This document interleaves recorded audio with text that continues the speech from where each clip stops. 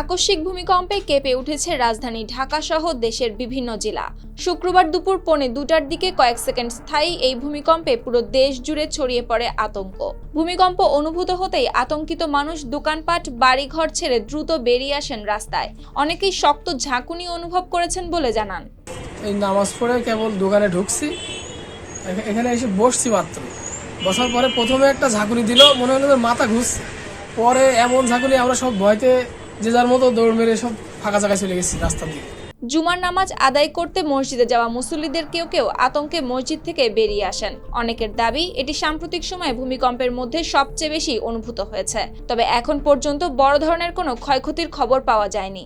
খরচ বাঁচে 65% পর্যন্ত। ওয়ালটন বিএলডিসি ফ্যান ছড়ায় স্বস্তির সবুজ হাওয়া। আমার শেষ করে আসি, এসে কিছু সময় বেচাকেনা করার পরেই শুরু হয় ভূমিকম্প। তাৎক্ষণিক জানমাল বাঁচানোর তাগিদে দোকান দেখে আমরা বেরিয়ে চলে যাই।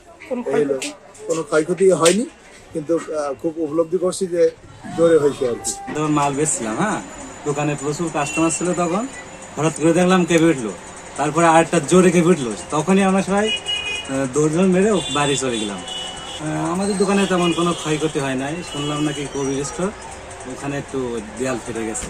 রিখটার স্কেলে ভূমিকম্পের মাত্রা 5.4 বলে জানিয়েছে আবহাওয়া অধিদপ্তর। এর উৎপত্তিস্থল ঢাকা থেকে 188 কিলোমিটার দূরে খুলনার সাতক্ষীরা জেলার আশাশুনি উপজেলায় দেখানো হয়েছে। News desk, RTV।